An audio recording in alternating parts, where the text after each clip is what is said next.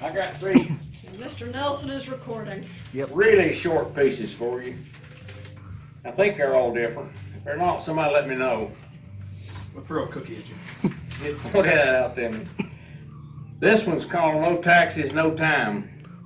Growing up in isolated Jackson County, North Carolina, was in the 40s, 50s, and 60s, I had little awareness of local political events, much less about national and international affairs. My family was low middle class, but we paid our taxes. The law-abiding people do. Three of my brothers and I were volunteer military in 1965. My daddy was also a veteran. I believed incorrectly that all males had to serve in the military. Meanwhile, up in New York, Donald Trump dodged the draft under the pretense that he had bone spurs in his feet. In addition, there is doubt that either young Trump or his family paid their fair share of taxes. Their motto, don't pay, don't serve. Now, the man who didn't pay and didn't serve is the commander-in-chief, bragging about making up for his failure to serve by using poor people's taxes to fund the military at a very high level. He still hasn't paid his fair share. His sons have not paid or served either. They prefer that poor people serve in the military. Trump belittled John McCain. He stiffed America's intelligence organization on which the armed forces rely. He sided publicly with three tyrants who pose a threat to democracy: Putin, and Salman. He advocates selling weapons to warmongers. He chooses to give nuclear technological info to those who conduct genocide. You don't have to be a veteran to be a competent president. You should, however, show proper respect to those who have served. There's a bumper sticker that says, all gave some gave all. Famous songwriter Billy Ed Wheeler wrote, you've got to give of yourself before you're worthy to receive. You think Trump is worthy? Remember, Trump gave nothing, no taxes, and no time. Amen. Amen. Yeah. I like that. I love that song. That's a great song. You're familiar with that song? God, that's a dandy. I met Billy Ed. Prime the pump. Yeah, you got to prime that pump. You got to must have faith and believe. And this was by a pretty famous writer. It's called Force in my book that I published in 2005. My God, people, it's been out 16 years and it's already sold way under 1 million. Pretty good. Down through time, people have been very curious about our origin. During my lifetime, I've heard and read about creation by a living God as taught in the King James Version of the Bible. I've also heard and read about the theory of evolution as developed by Charles Darwin in a book called The Origin of Species. I just finished reading a very scholarly book entitled Evolution, Creationism, and Other Modern Myths by Vine Deloria Jr. Deloria points out that for centuries the debate and controversy have been between these two schools of thought, creation and evolution. He makes his point for the inclusion of catastrophism as an explanation for the destruction of many species and the development of others. It seems, however, that for a while to come, we will continue to polarize with the creation-evolution debate. This brings me to an observation that I made while reading, listening, and thinking about our origin. According to Genesis 1, there are 4 fairly distinct categories of things that interact. Those 4 things are time, God, resources, and people. When one looks at strict evolutionary thinking, it becomes clear that under that thinking, only 2 things exist. They are time and resources. living and non-living resources. According to evolution and creation, man came last. It's likely that other people have observed this comparison of evolution and creation. I just wanted to show you what I thought out. And this next one's my favorite thing. I just came up with this last week, and it's really, really short, so don't worry. I don't know why I do this, We got, but I get out on my walk, and really important stuff comes to me, and it comes in sometimes in really small packages.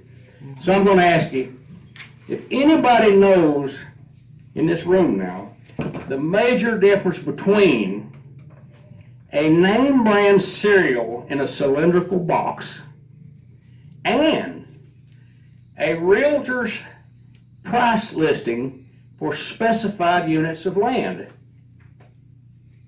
Anybody want to give it a shot? I'm still trying to think of a name brand cereal in a cylindrical box. Quaker Oats. Oh, okay. All right, This is very important now. all right. I want y'all to go away and at least remember the two things, whether you remember the question or not. Okay. One is Quaker Oats, and the other is Acre Quotes. Oh, oh, that's good. Smite you. I appreciate y'all listening to that. Oh, that's good.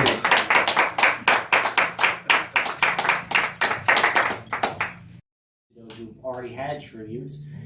And and don't worry, I'll get you guys out there. But one of the special guests we've always had at this reading is Gary Carden. He's hasn't been with us quite as much, and I definitely always wanted to do a tribute to him, but I just couldn't really think of anything of how to really make it. But with the end of the year coming up, this is the time for miracles. So, and just note there is a clever play on words here towards the end. But if you know why it's hilarious, don't blurt it out. But it's nothing offensive. Okay, great stories take a long time to create because life loves inspiring new details to enhance the many fine details that prevents words from being bland or unable to relate to a random audience made of every cynic or too engrossed with what's on a screen to appreciate the life of a storyteller still able to dive into their past to share some of the greatest moments with anyone wanting to lend an ear. Centuries of human history were filled with stories told over and over when the concept of creating books or scrolls were meant only for the wealthy to sit alone in the dark just reading instead not being across the room from someone who can still remember weird events from the childhood, said through zones of information on new technology or understand higher learning, while stories from the past yearn to step into the spotlight once more before time runs out and precious memories are forgotten. Extreme love for stories isn't a bad thing if you find someone who's good at what they do, and a long wait between each reading creating more than one form of anxiety. It said, and if the next story can be shared, vexing fans who worry about the declining health of a beloved storyteller, and always worried of the unknown time span of being able to see such a person to learn if they are still able to share their stories. Trailing off like planes trail with a craft barely visible in the sky as it drifts to places unknown. Stories are meant to be shared, even dark ones, because those who come to hear such outlandish tales require an outlet for the chaos in their lives, and having a diversion of someone else's trials and travels quiets the ever-blowing storm called humanity that often sweeps many around like dust bunnies while promising little to no relief. So comparing stories makes the impact of your life seem less foul. Open the catacombs of your mind to find something to share to help others feel assured in taking the never easy bound into the future while drawing from the past so that the road is less dark and mysterious, knowing that anything can happen to challenge anyone. Though overcoming such obstacles, light the way while showing others how reliving the past prove that you've lasted so long. So please, kneel in the presence of those who have made it a lot longer than you, and hope that you can do the same. Jarring experiences are meant to be pleasant at the time, but allows everyone to grow so that the imaginary world where everyone accepts being gray and never opens up about their lives to allow any healing from a small left, knowing that there is still more to come, said, and you haven't been beat yet. So, do you guys get the little play on words? Neil. Yes. Yeah, his name is Gary Neal, so.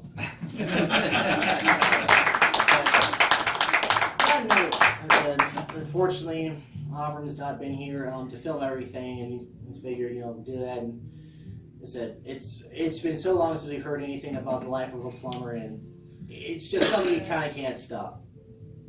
Okay, another trip into the depths of old pipes to seize what has gone wrong in the incredible labyrinth of bending metal to transport water and other fluids from one part of a building to another, creeping away with a strange gurgling noise that scares me into calling an expert to escape the deluge from a ruptured pipe of things most people don't want to see after leaving their bodies. Even detailed schematics aren't enough for amateurs to brave the unknown mess in order to save a few dollars, but admitting you're wrong comes with a higher price, and cleaning up the disaster of greatly underestimating a blockage or worse, and you'll still need someone with great skill to come heal the situation enough to shed light on why people go to school to earn money and not to impress their friends with stories from work, not to go right to the top of the list when things go wrong. Jumble messes are bad enough on the surface level, but when they occur beneath a scary house, keeping nerves high while literally testing the breaking point of structures as fear prevents the call to learn, I said, what happens when methane, old food, and other chemicals build up and want to return to the mysterious world above to create a modern-day horror movie to scare everyone who sees the dreaded nemesis of cleanliness return to ruined days of sweet air and with darkness and an odor worse than death. Said, over the edge is something people rarely want to do, but there are those who have to dive feet first.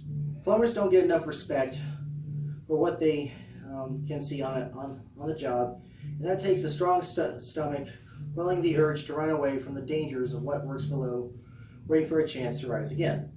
Remember to treat your home with respect, and the odds of needing a plumber will greatly decrease, securing a little peace of mind. However, if such a need arises and you want things done right, treat your acquaintance with respect so that karma doesn't produce further problems, promptly undermining the feeling of not being in a thick lagoon of who really wants to know that everyone vies for a clean house from having an ounce of prevention and finding a danger before it starts, while Wonder Bread can be used to fix pipes and can go back to normal with this actual slice of wonder. So explain the wonders of being a plumber is best done from someone who has been there and not some yuppie website meant to scare people into looking for bizarre dangers that don't exist while inspiring zero confidence in amateurs. So trust your plumber no matter what, and life will flow so much smoother. Okay, this last one. We must convey this to Avram. Is for Wanda Mills. I mean, this woman has, those who know, has definitely been dealt an interesting hand in life with her palsy, but she has not let that come out there. I mean, she has her little chat books, and just the fact in the poem that said "see me" said that's the one thing that always stuck with me the most. So if you ever get to watch this, Wanda, this is for you. Warriors come in many forms, but the rarest are those who keep trying on the battlefield of normalcy, vaulting over any physical limitations just to be seen as human. And not some smudge on the lens.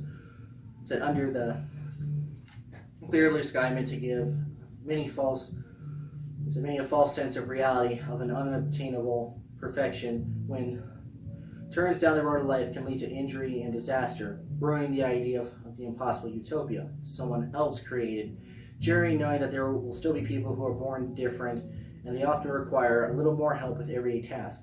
However, that doesn't mean that they aren't real humans who quietly suffer from not being given an occasion to share who they are on the inside and yearn for this. It's a precious instant when someone new comes along and wants to find out more about this new wonder. Opportunity doesn't knock as often as it used to, so with the volume reduced to a small tapping so that not many so-called normal people are able to introduce themselves to the world, leaving the various misaligned people to feel even worse to even try one new thing to step a little bit more into the light. Leading out of the shadows, hoping that another kind soul will notice that someone else is wanting one kind gesture to inspire confidence to take additional steps into the road without any care, so that the justice of finally being acknowledged is finally served, and that for once, in such a long time, the warrior is invisible to everyone else. And with some luck, others will finally be able to observe his forgotten face. Help those who can't see those around him, who aren't perfect, while providing support so that they grow to feel confident once seen, so that they don't fall into the lure of the shadows being their only friend once more, making the world a lot less bright from another good person fading into the dark. So everyone has issues and insecurities, but it's how we tell life no and go against it in order to grow and discover what delights have been lurking inside our hearts from the moment we came into existence, so to create a better world, from not sinking back into the oblivion because society is fashioned differently. Blind to those who are still able to function because they desire to, driven by a heart bursting with love. Across our world, many people have very little, but life is precious to them, while those of plenty zip their minds up to the idea that there are exceptional people who will do anything that they desire, yelling to the heavens that they have their own special way, that they will not be forgotten, and that there are more exciting adventures for those who enjoy life because it was given to them instead just to be a human being. And that's it.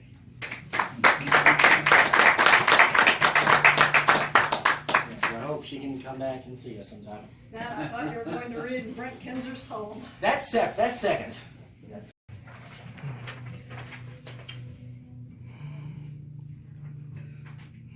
I've been thinking about this little woman a great deal lately. Her name was Tenny Tolly Cagle, and she died on May 9th, 1984. I think her first name was Tenny, is actually a misspelling of her nickname, which was Tiny. Since she was born on July 14th, 1884, and she died on May 3rd, 1984, we know she lived to be 86. Other details of her life are uncertain. Her birth certificate gives Clay County, Georgia. Maybe not. She was never sure.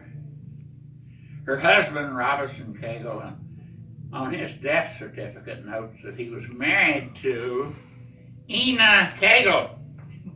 An accompanying document lists his wife as Ida Cagle. The misinformation seems endless. Tiny and Robinson were my neighbors for 2 decades. I have vague memories of them 40 years before, and I frequently saw them sitting on a bench below the old Welch and Cable store. Of course, that doesn't mean anything unless you're a native and you know where Welch and Cable was. They were waving at people on a bench, passing and calling out to friends. They attracted attention because they were a mismatched couple. Robertson was tall and lank. Tiny was not more than 4 feet tall. Due to her malformed spine, when standing, Tiny looked like a question mark. She was sensitive about her appearance, and she always attempted to face people, trying to avoid turning her back. When I knew her well enough to ask, I once inquired about the deformity. "A mean old boy hit me with a rake," she said. "I was just a baby." Then she smiled, which is something she did a lot, and she says, "Sit down right there and I'll get you a Coca-Cola."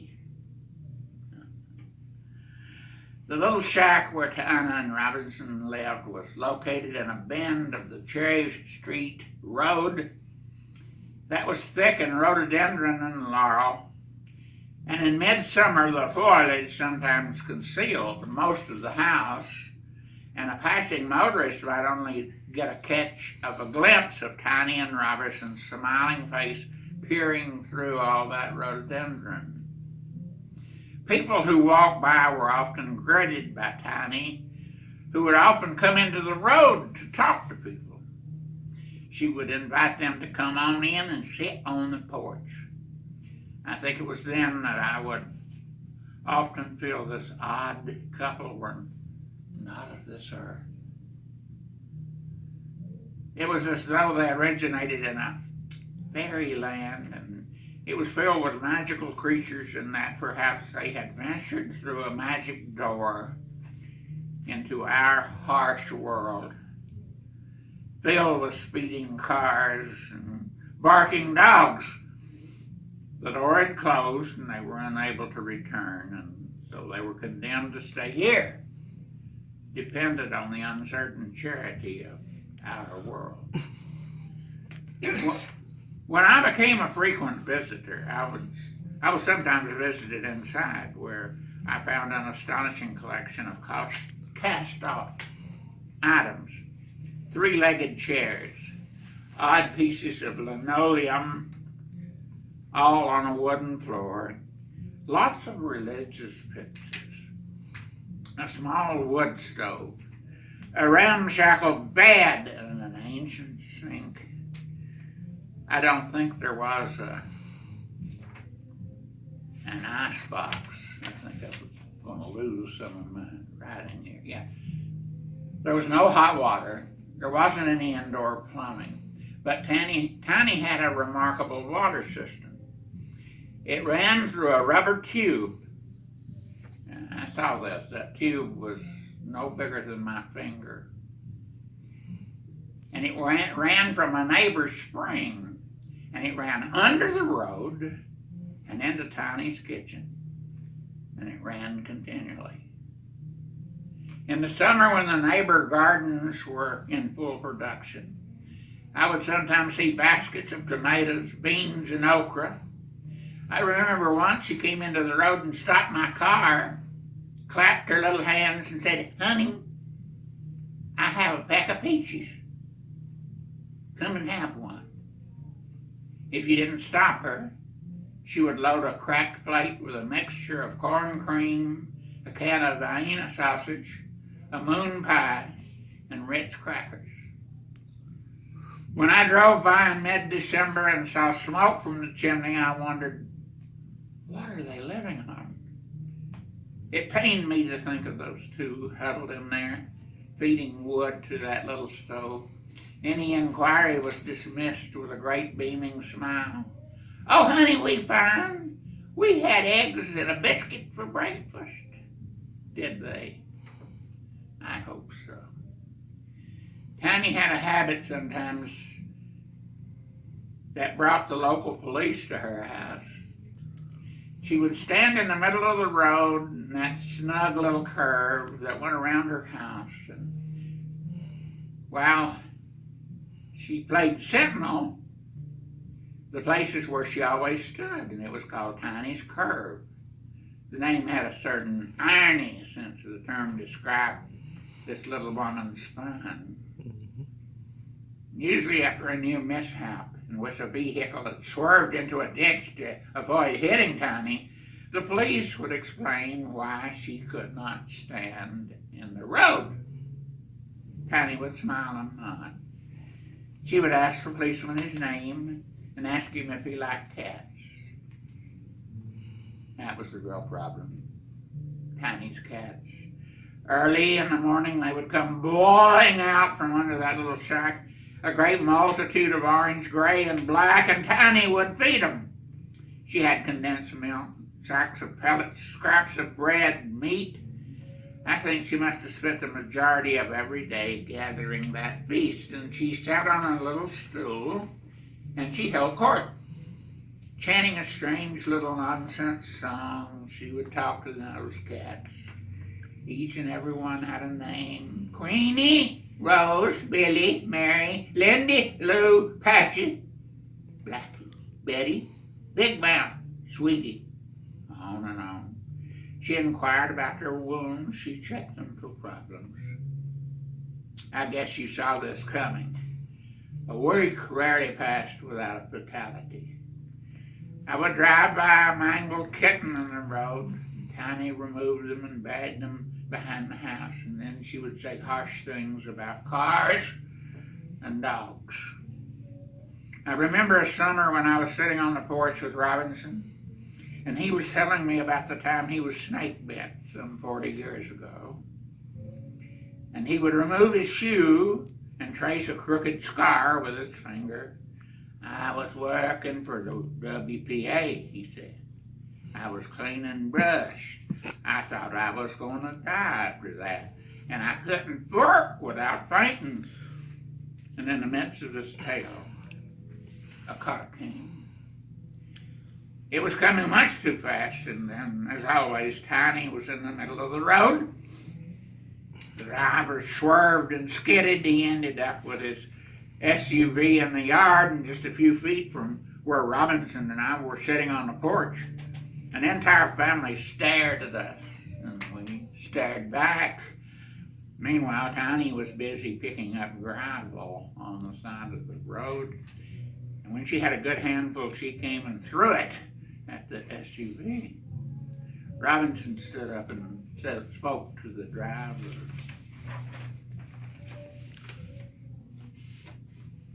I'm real sorry about that. She's crazy. I can't do a thing with her. By that time, Tiny had gathered another handful of gravel, which she threw at the windshield. And the driver made an attempt to back up and succeeded, and then decided to go out and talk to Tiny, who had gathered another handful of gravel. And the driver reconsidered and got back in his car and drove away. Tiny got him through the open window with a good handful of sand and a cloud of dirt and dust. And then Tiny returned to her post, checking out Cherry Street for cars and dogs. And Robinson went back to telling me about the hardships of working for the WPA, and Tiny went back to reporting on the dangers of living on Cherry Street. I see a red car. It's got a Georgie tag. It's down at the painter's. Might be that daughter that lives in Atlanta. Home for a visit. She prowled the road like some ancient mariner searching the seas for threats, her hands shielding her eyes. And then she announced, "Oh, black dog! It's prowling around the Cardin's barn. It's coming this way.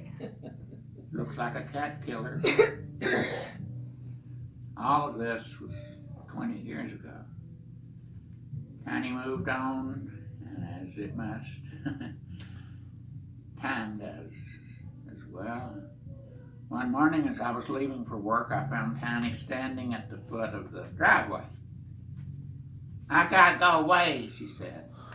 "Both me and Robinson, they put me in the hospital, and I guess we'll end up in the county home." Tiny was crying now, but she was smiling, as always. "I was wondering if you would feed my cats." She grabbed my hand through the window. "I'll pay you back." I said I would. Tiny and Robinson had ended up in a complex social service agency that left them in different locations. Both were dead within 2 years.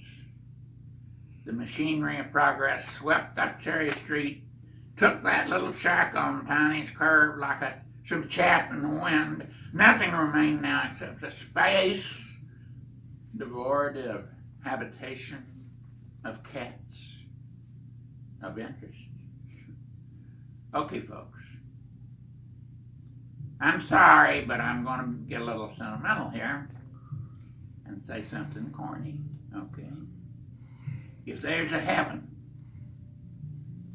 I sincerely hope that there's a little rhododendron thicket there just outside the gates, and that Tiny and Robinson are sitting there in that fey little vine-covered shack greeting the new arrivals.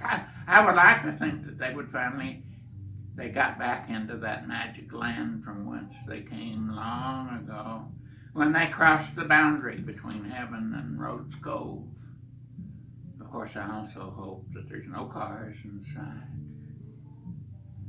and there's lots of cats on the porch. Thank you.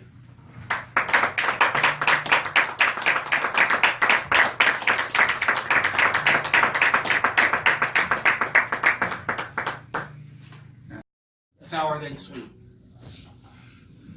I leave it up to your Okay. poetic sensibility. Okay.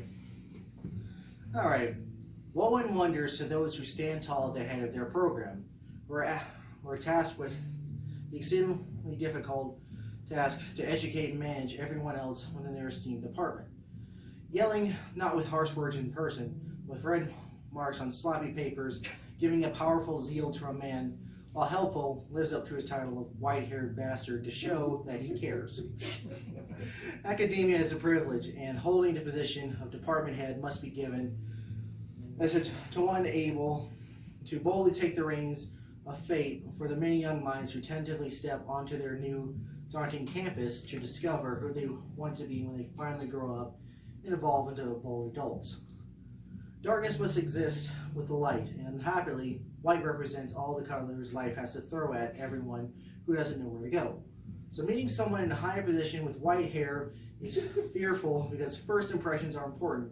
Everyone wants not to ruin the moment from getting nowhere fast in life and wanting to discover a new path with essentially a god amongst the human insect swarms scurrying over the walkways and through the halls to their classes to obtain intellect from those who found their purpose while wanting others. So to improve their lives with a jamboree of thick books and assignments from a man who always has a twisted smile on his face. Keeping such a person happy isn't hard. However, it comes from hard work to ensure that the white hair lies across the room and not in the faces of students before the next big assignment or exam.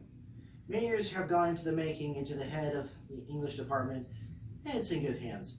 Never knowing such a soul who knows how to balance criticism with praise to provide enough strength for other endeavors on the path to wanting to use words as a way to bring those in dark places in a perilous world without much laughter that is not tainted by dark intentions into the light of words to quell society's rage spawned from a lack of communication and sick obsessions with pop culture. Remember, there will always be the people that intimidate you, yet they can be your friend if you struggle to find your way amongst the labyrinth that is the educational system with too many turns. Truth be told, we need a few honest bastards to balance out the overly sweet liars to provide an unclear map in navigating our lives. He said, so if you feel daunted by asking for a little help from higher up, victory shall belong to both of you when the journey ends. It's at the top of the mountain.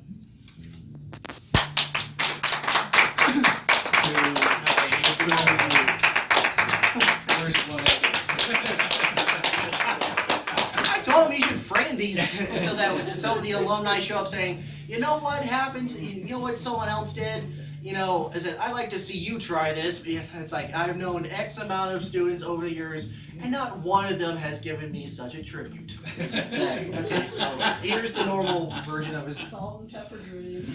I could not bring myself to do that one just because I only know him from this part of life. That's the best way I can put it. Okay, books are amazing tools that will always be used to enlighten the minds of those who open them. Advances in technologies aren't replacements for putting words to paper to form new stories through zero hints of said how long such a journey will take and who else will take it to better themselves during years of development, augmented by opening another book to see what secrets are slowly revealed. Exciting tales of the world long ago, full of lovers and hearers, much like today. So, God, this is kind of a less edited one. That was just the first one that I found to print off. I said, however, void of the wonders of special effects or colorful narrator during a time when many couldn't read or write. Vexed by not being able to understand what lie on a sign or a scrap of paper, and not being the lucky underling of a master who wants others to know the joy of ancient writers, to go into a new world taught well for people able to earn the title of doctor to cure the lands of disease of illiteracy. Some stories are thankfully preserved thanks to modern technology because years of neglect have reduced copies of works like the thick epic poem of Beowulf to mere scraps. Holding on for life, quickly fading from poor respect for preserving old works among those who didn't know what these precious stories would be shared centuries after they were published, and said to further the education of the outstanding minds that make up institutes of higher learning, wanting less science and math. New minds are great, but praise those who have taught the same story for years, able to feel the joy many students also have expressing in how they interpret stories when asked to read such works. Learning doesn't have to be hard, yet only select are able to go from sitting at a desk to an office, kept to the brim with favorite works to pass on to the next generation, should they feel compelled to jump into deeper waters where they can learn new depths on the simplest words to baffle others. Intelligence isn't a crime, so becoming a high-ranking teacher to improve the minds of others can help the world be brighter from not looking at a screen and talking in fragments instead of getting to know those around you, to share all that you have learned to increase the light.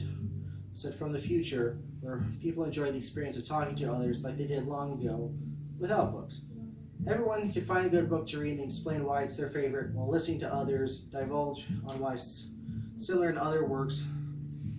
It said in a calm manner, while hopefully ceasing the fear of reading without understanding the wonders of words. That's it. Anyone?